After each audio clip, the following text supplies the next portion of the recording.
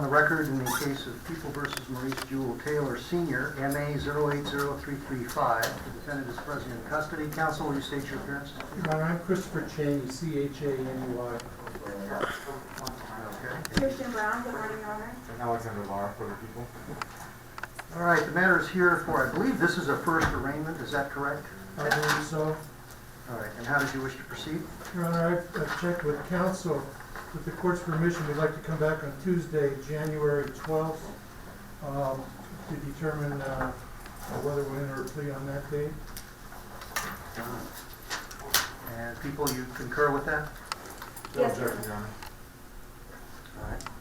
Now, the court notes the complaint was filed on December 8th and an amended complaint was filed today, although he's not being arraigned on either one of them at this point, so we'll wait until that date. The defendant will be ordered back on January 12th, 2021 at 8:30 in this department. All right, Mr. Taylor? Yes, sir. I wanted to defend myself, sir. Hold on a second, just before you talk. You're here today for a first court appearance called an arraignment. Do you understand that? No, sir. I wasn't really briefed on that. Well, okay, I'm just telling you that. When you are charged with a crime, you come to court, and the first appearance is called an arraignment, where I advise you of your charges, and you can decide what to do in terms of entering a plea of guilty or not guilty, and then the matter is set for further proceedings, and the issue of bail is determined. And I haven't gotten to the bail issue at the moment, but I'll get to that in a minute. Your attorney that's been hired to help you, sir, has come to court. He's met the prosecutor. He's gotten the documents for the case and wants to be able to look those over and come back on another date before deciding how to proceed. Do you understand that? No, I was not told that, sir. I wanted to defend myself, and I never agreed on counsel. You want to represent yourself? Yes, sir. I was never briefed on that, and I want to represent myself, sir. All right. We have a moment to talk. Yeah, I was under the impression that you were retained on it, but that doesn't change the evaluation that I have to go through. I'll give you a second call, and you can have a chat with him. Yeah. Which I see.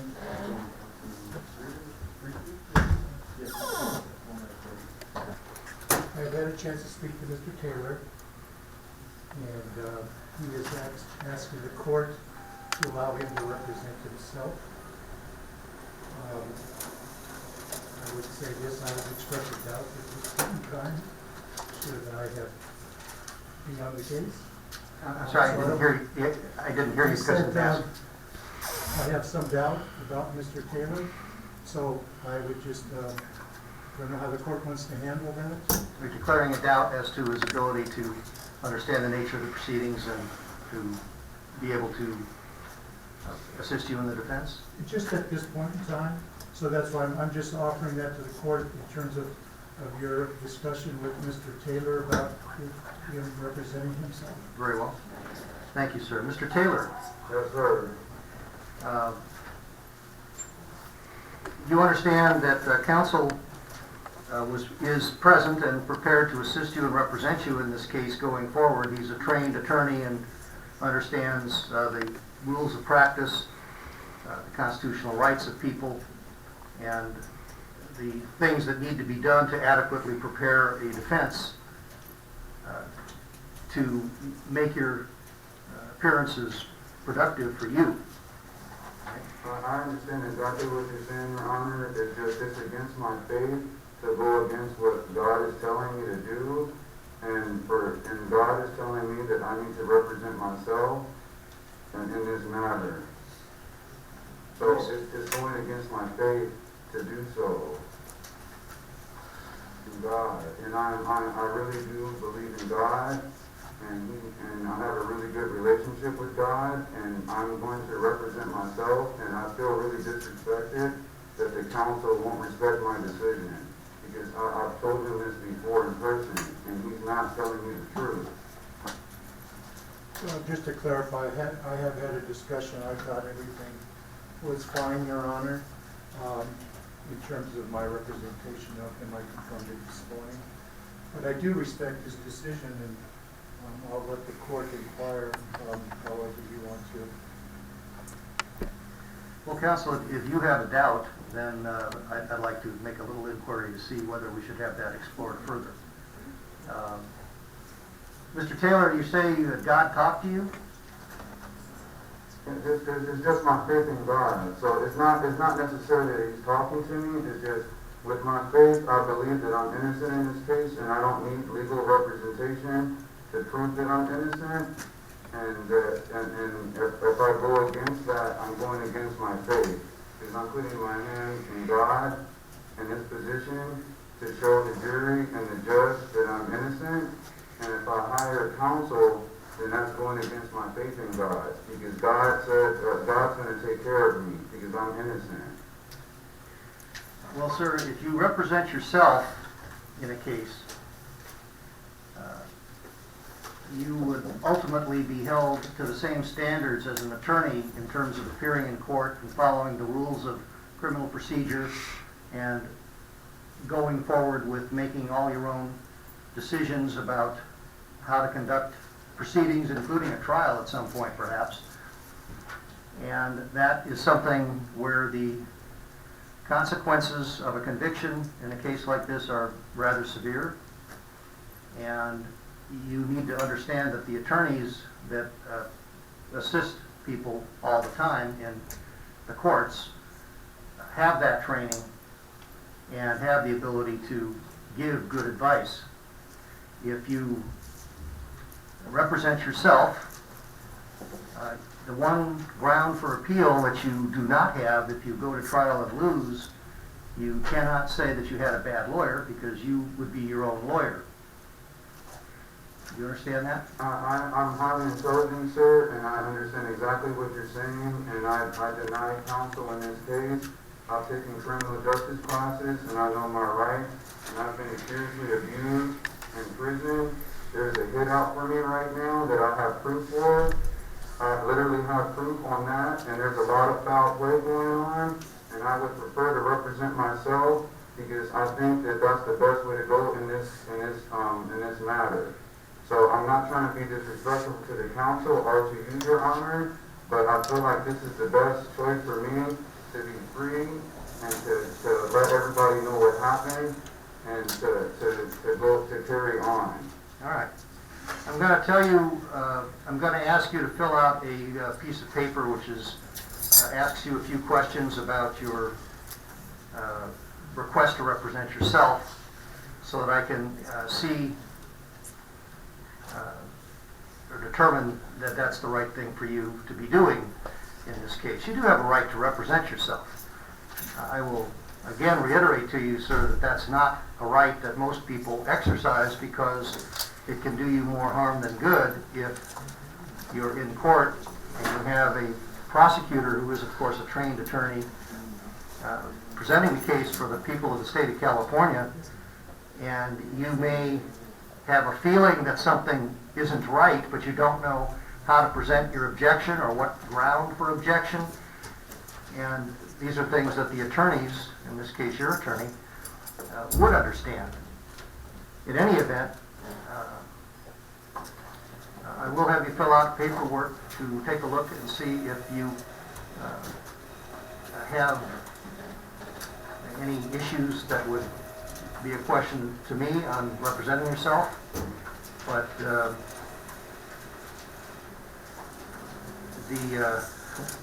facts of this case are such that I strongly recommend that you reconsider that wish. I think you're creating more of a handicap for yourself than a benefit. I understand your opinion, and I respect your opinion, Your Honor. I never agreed to counsel, and counsel hasn't listened to me. And I would prefer to represent myself, and I trust that God will help me in this case because I'm in the right. All right. Well, let's have you fill out the paperwork on the request for self-representation, and I'll recall the matter in a little while. All right. Yes, sir. All right. People wish to be heard. No, I just, I know. All right. Thank you. Deputy, you be taking that? Yes, sir. Heard on the Taylor matter. Taylor's again present in custody, and the people are present as previously noted. May I inquire as to where we're at with the questions involved may address defense counsel first on this. What's our status with regard to the self-representation issue? Your Honor, he has declined my services and wishes to go pro per and believes that he has a religious right to do that. And so at this point in time, I have the discovery. I can turn it over to the public defender from whom I got it, or to the court, depending on what rulings you make. All right. Have you made your client aware of the discovery that you have?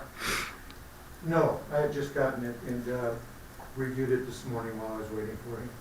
All right. And let me just ask the people, do you have any input at this point? Not at this point, no. All right, thank you. All right, let me go over this with Mr. Taylor.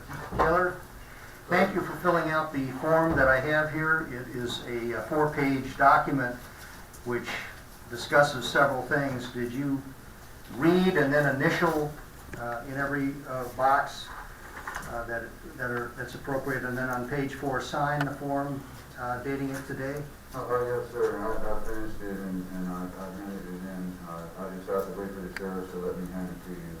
All right, did you understand every single thing on the form here? Yes, sir. I understood everything. All right.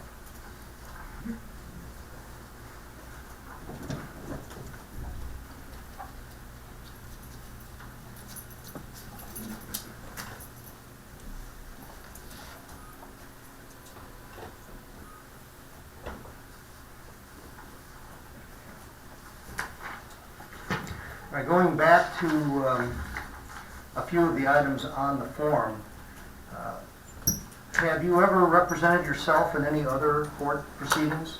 No, sir. I've never had any court I'm proceedings sorry, right Jim. now. We can't hear him. I'm so- sorry, I can't hear over.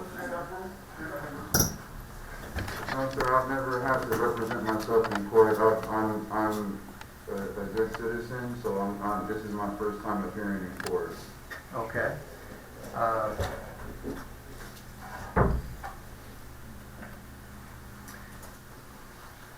And your level of education, sir? Can you discuss that with me a little I'm bit? with the American College of Sports Medicine as a personal trainer, and that's a college level education.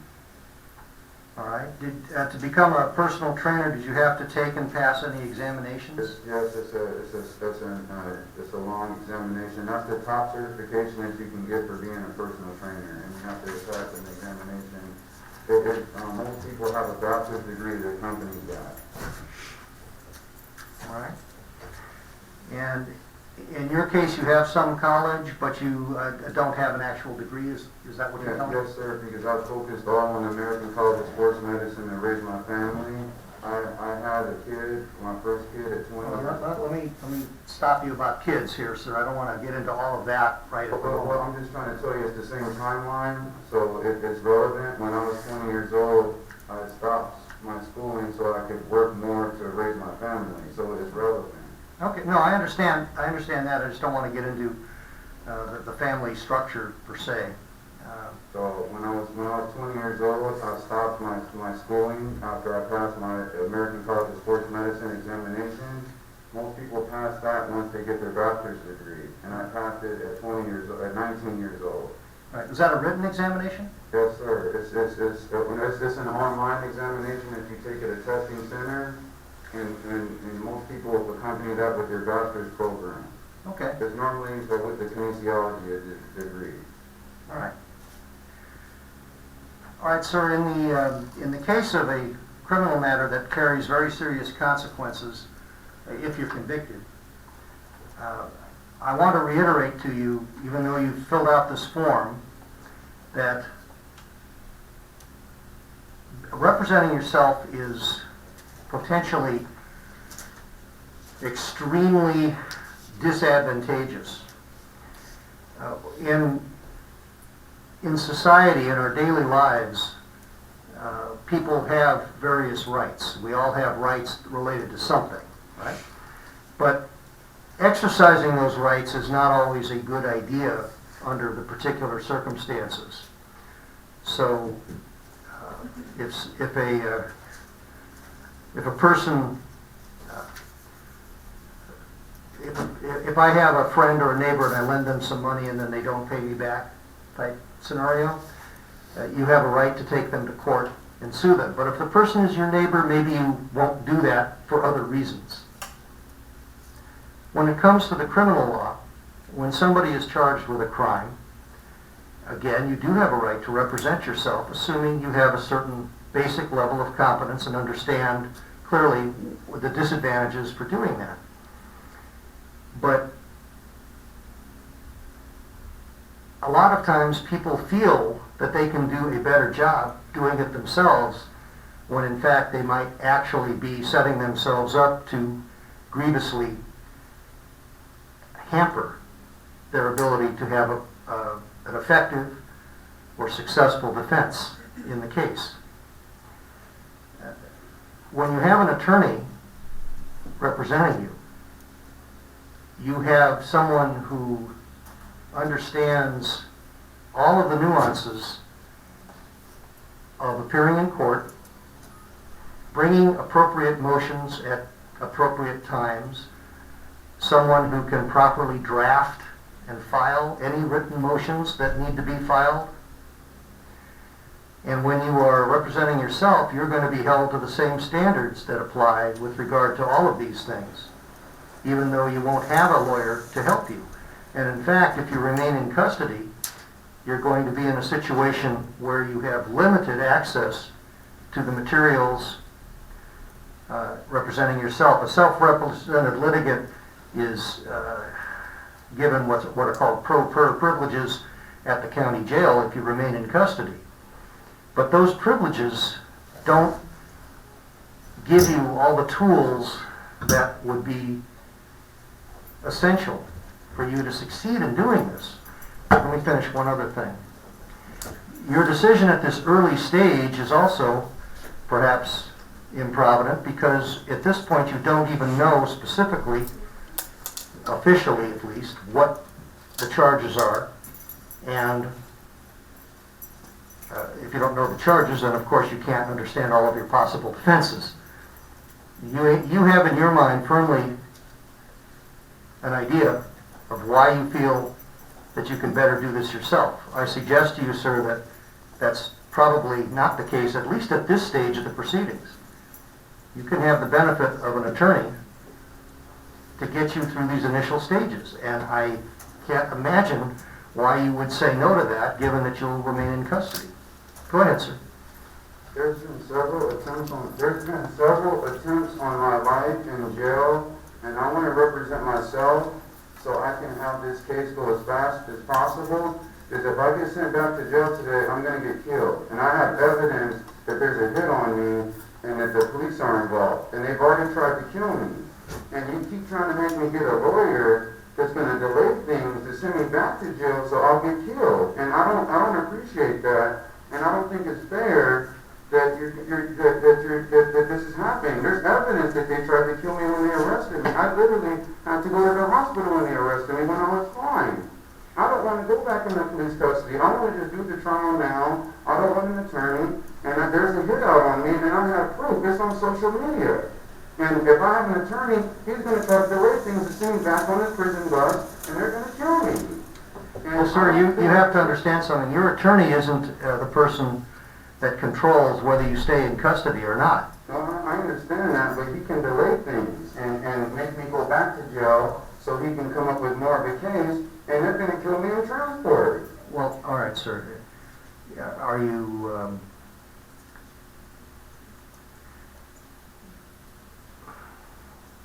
Is your concern your safety at the jail, or is your concern the competence of your attorney? Both. It's both. Well, your attorney certainly doesn't have the control over whether you stay in custody or not. I understand that, but I don't know who has my best interest in mind, and my religious beliefs say, since I'm innocent, I should be able to represent myself, and I have those constitutional rights, and everybody's been fighting me for weeks about that. And I don't understand why you need to fight me over a constitutional right. Well, The jury will decide if I'm innocent or guilty. I say that I'm innocent. I don't need an attorney. I think that we should just go through this right now and decide if I'm innocent or guilty without an attorney and let the jury decide. Isn't that the Constitution?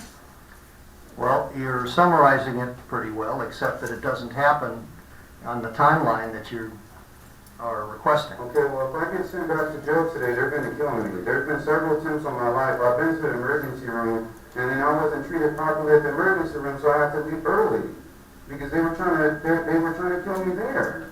And I have evidence of it. Why would I need to go to the emergency room after an arrest? When I got arrested, they handcuffed me.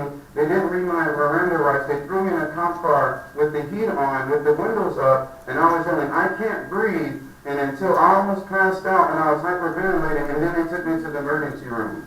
The police have been trying to kill me. And I don't appreciate how no one's believing me and how they just want to send me back to jail again. It's literally a systematic system where there's a hit out on me right now, and there have been several attempts on my life. They tried to kill me in my jail cell. They didn't give me a mattress. They took my shoes away. They didn't give me toilet paper. Like, this is getting really, really, really ridiculous, and I don't really understand why you guys think that you can treat somebody that way and just expect them not to tell anybody what's going on. I've had a guard come to me before in the middle of the night several times saying, "If you go to sleep, I'm going to go in there and kill you." And he kept checking on me every 5 minutes. I've had other guards tell all the inmates to go kill me because I'm a traitor to the black people for killing my children and rile up all the inmates. And I know you guys want to send me back there because everybody wants to collect on their head. And it's on social media. And everybody knows about it. And the number one way that you kill somebody is through transport. And I think counsel is going to delay things to get me sent back to prison or to the county jail, and I'm going to get killed.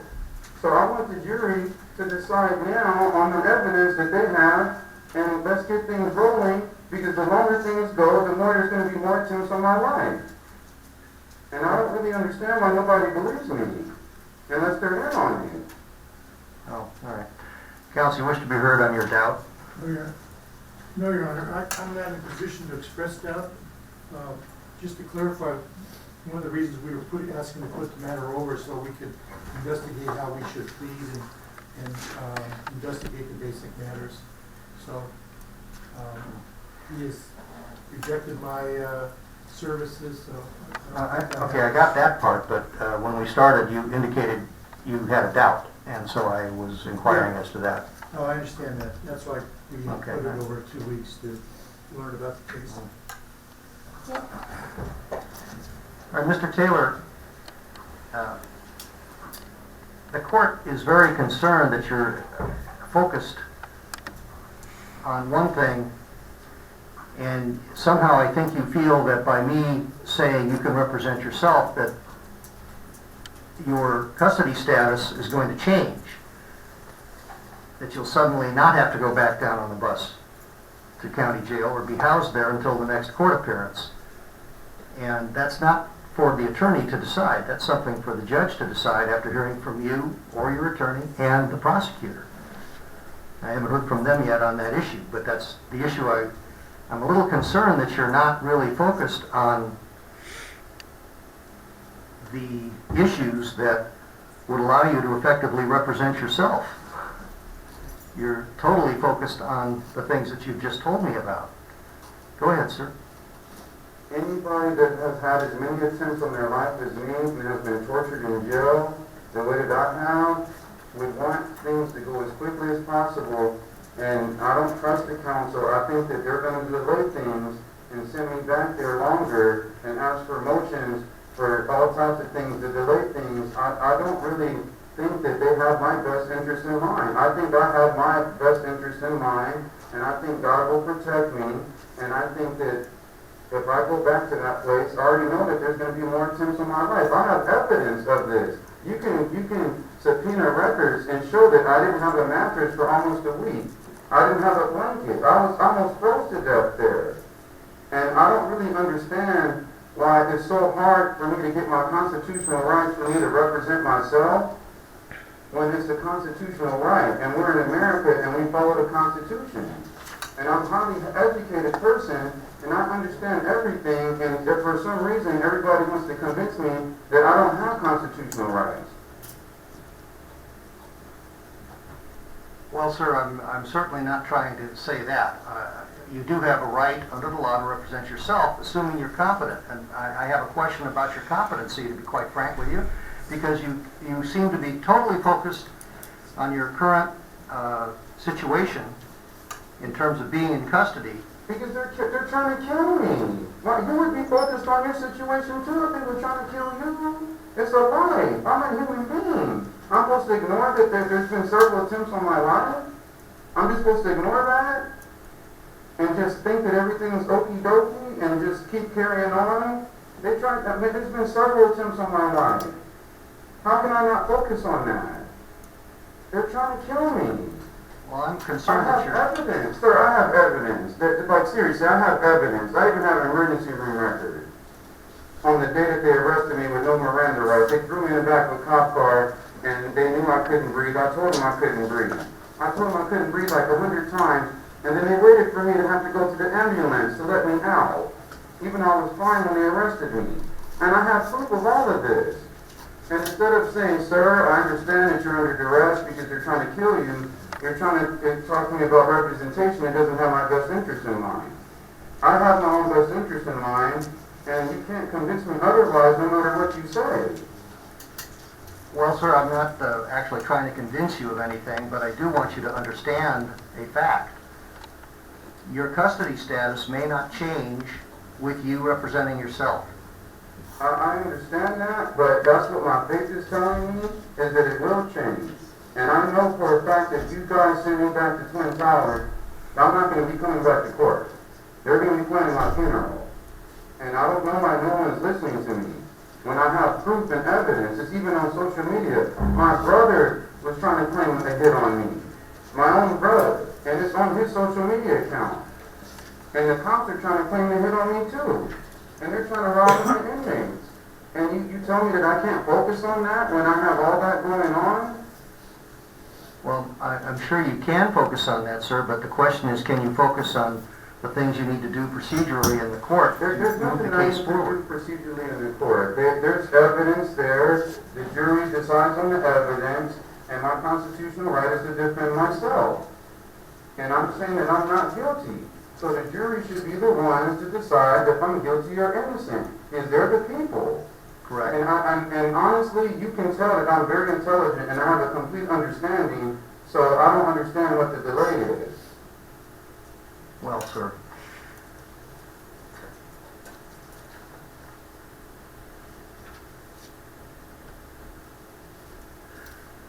All right. Let me go through these things with you. You do understand you have a right to an attorney to represent you, and if you can't afford to hire one, I can appoint the public defender's office to represent you free of charge initially, subject to a possible later reimbursement to the county. Do you understand that? Yes, sir. I signed all the paperwork. I know. I'm just going over it with you again, all right? Bear with me. You have a right to a speedy and public jury trial. Do you understand what a jury trial is? That's what I'm trying to get right now. That's exactly what I just said. Now, you understand we don't go directly out of this courtroom to another courtroom and start a jury trial. Do you understand that? There's a process that has to occur first. Do you understand that? Yeah, but I think I'm going to get killed in the process. I have evidence. The police tried to kill me, and you're putting me back in police custody, and I have evidence. I literally have evidence. I have a medical record that shows what they did to me. All right, sir. There's more evidence. And You have to understand- you have to understand that- showing what they're doing. So, I mean, if you send me back there, that's my death sentence. All right, sir. I think you're having trouble focusing on the fact that I'm trying to confirm that you understand your rights. Well, I already said I understood them, and I signed for them. Well, I saw your initials, and now I'm just going over it with you. Do you understand that? Oh, yes, sir. I don't feel like I don't feel like death threats on my life, or I don't feel like I have human rights right now. So it's hard for me to sit here and just calm down like this is a normal case when my human rights have been taken away. All I right. don't think that it's fair. I'm a human being. Even if people think that I'm guilty, I'm a human being and I have human rights. I shouldn't have to use a paper bag or my hand for toilet paper. Like, I don't understand. I shouldn't have to worry about guards trying to beat me. I shouldn't worry about the inmates saying that they're going to kill me, because the guards are telling them that I'm going around murdering children. I don't, why are my human rights being taken away and nobody cares? Right, let me explain something else to you, sir, and I mean it actually respectfully, but when the court is talking to you about certain things, you keep reverting back to the problems you're having at the county jail. And I'm not saying that you're not having those problems, but what I am trying to tell you is you're not being responsive to me. I need to go over some other things with you before I make a decision on how to proceed with you. And you've told me several times what your problems are, but I was asking you about a jury trial. But I answered you before you asked the question.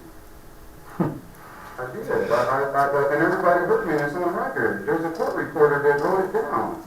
So you know that I comprehended it. Okay. If you wish to be representing yourself in court, sir, you have to be responsive to the questions that the court asks you, and you have to give answers that are responsive. Yes, sir. And I'm aware of your other concerns because you've stated them several times. Yes, sir. All right. So do you understand exactly what a jury trial is? Yes, sir. All right. Tell me, what do you think is a jury trial? There's 12 jurors, and they deliberate and decide if you're guilty or you're innocent. All right. And do you know how they're picked? They're picked randomly. I was on a jury. I was selected to a jury last month. They sent me I had a jury duty notice, and I didn't have to report. I know I've already had to do jury duty before. I understand exactly what it is. Yes, sir. Okay. Now, prior to that, there's something called a preliminary hearing. Do you know what a preliminary hearing is? Yes, sir. You go over the evidence, and you go over the case, and you talk about it, and you also set the bail. Well, there could be a change in the bail at a preliminary hearing, but today is a date before the preliminary hearing, and today is the day that I set the bail at the arraignment. Yes, sir. All right. Do you understand that you have a right to a speedy trial and a speedy preliminary hearing? Yes, sir. That's exactly what I want. Yes, sir. All right. Let me be clear with what you have. Today is an arraignment. If I let you enter a plea today, then starting with your plea of not guilty, you have a right to have your preliminary hearing commence within 10 court days or business days of today's date. And you also have a right to have that preliminary hearing commence within 60 calendar days of today's date. Do you understand that, sir? Yes, sir. All right. If you were held to answer at the preliminary hearing, the matter would be transferred to a different courtroom, but then you would have a right to have a speedy trial within 60 days of entering your plea on the information or the filing of the information in the other courtroom. That follows a preliminary hearing if you're held to answer to any of the charges in the case. Do you understand that? Yes, sir. Do you understand what it means to confront and cross-examine witnesses? Yes, sir. Tell me what you think it means. Confirming the cross-examine witnesses is to talk to people that were at the scene and saw what happened. And cross-examine means that both parties get to talk to them, the plaintiff and the defendant. Okay. You have a privilege against self-incrimination, also known as the right to remain silent. That means nobody can force you to say anything in this case pertaining to the facts of the case or that might otherwise incriminate you. Nobody can force you to take the witness stand and testify if you don't want to do that. And certainly you cannot be compelled to enter a plea of guilty or no contest against your wish. Do you understand your privilege against self-incrimination? Yes, sir. All right. You have a right to be released on reasonable bail, and it's my decision as to whether or not you would be released from custody on bail or on your own recognizance, based upon several factors, including the facts that are alleged in the case, any prior criminal history, and so forth. Do you understand that? Yes, sir. I have a question, sir. Is there any chance, since there's a hit on me and my life is in danger, that I can be on house arrest because I'm fearful for my life and I have proof that the police already tried to kill me? And I can show you the proof right now? Well, sir, I'm not addressing that issue right now, but we'll let you be heard on that in just a little while, okay? Yes, sir. All right. Now, you've told me about your prior experiences with court. It's crucial that you understand that the court can't give you, no judge can really give you any special help or assistance that gives you advice on how to do things, to bring a motion, to draft a motion, to file a motion. I can't walk you through it. I can't tell you how to do it. The judges can't help. We have to regard you, if you're representing yourself, as we would an attorney representing you, and it's their duty or your duty to file things correctly and to do things correctly in the courtroom. Do you understand that? Yes, sir. I trust the jury, sir. So I think that I have enough to talk to the jury to let them understand what happened, and I think that they can make an educated decision. But do you understand that presenting evidence involves asking witnesses questions, witnesses on the witness stand who are under oath, questioning them? Do you understand that? Yes, sir. And presenting other evidence that has a proper foundation that can be admitted into evidence, such as documents, objects, or photographs, or other things like that? Yes, sir. You know how to do that? No, sir. Okay. That's a good reason a lawyer could be of great assistance to you, sir. Great assistance.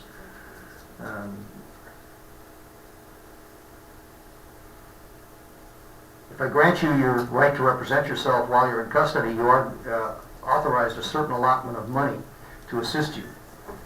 However, that allotment is considerably smaller than what probably would be necessary as you evaluate things. And in your mind, it also, because you're working potentially from an in-custody environment, your ability to have the research materials available to you and to be able to draft and file and submit things to the court and serve on the other side are also greatly limited.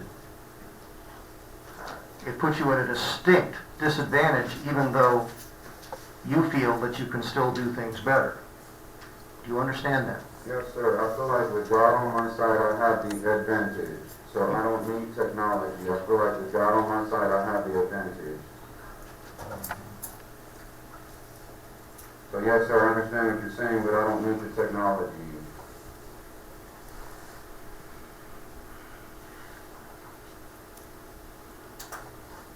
All right.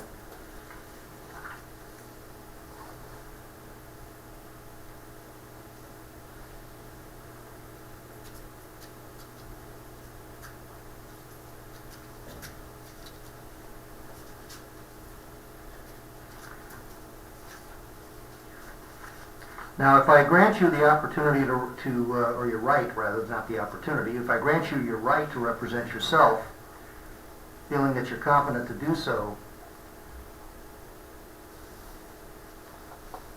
I expect you'll stay in custody for some period of time unless you're able to post a bail amount that I order. We haven't gotten to that subject yet, but I'm wondering if that would change your opinion about using counsel to assist you, at least in the initial phases of this process. I feel like if you send me back to Twin Towers and don't give me house arrest, that I'm a dead man. So I don't think it really matters how the case is going to go. For the last time, there's a hit on my life, and the police and the inmates are trying to collect, including my family members. So if there's not going to be a trial, I'm going to be dead. It's a hit for millions of dollars. And I don't think you're taking me seriously about it. And I think it's kind of offensive because there's literally a hit for my life. What is the trial going to do when I'm dead and 6 feet under the ground? I'm not really concerned about the trial. I'm concerned about this hit because they've already tried to collect. I've had to go to the emergency room court. They have denied me albuterol at the prison, and I have asthma. And I'm on the floor gasping for air, saying, "Where's my albuterol? Can I please have it?" And they brought it to me the next day. So I already know, like, there's not going to be a trial. I'm going to be, when I get sent back, I'm dead. So you're telling me things that don't matter to me. Well, sir, I am sure that the decision on whether you stay in custody or not will matter to you. My suggestion to you is you would probably do well, at least initially, with the assistance of counsel if you're going to remain in custody. If you choose to represent yourself later, you can reassert that right. Right now, I don't need counsel, and I'm not going to need counsel in the future.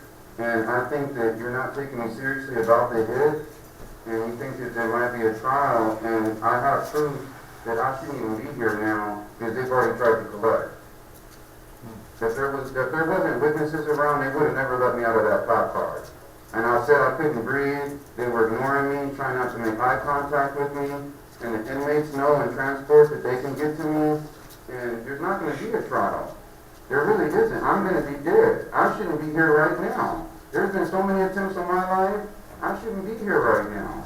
So I'm just telling you, you're telling me to be concerned about things that are minor, and it's like, I'm not really concerned with that. I'm concerned with my life because they're trying to kill me. All right.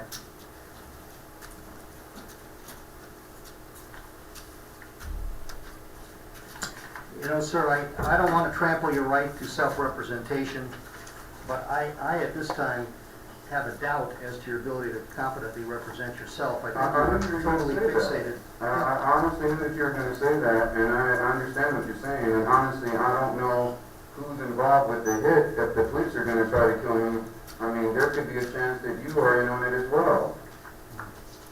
Well, I can assure you that I'm not. At this point, sir,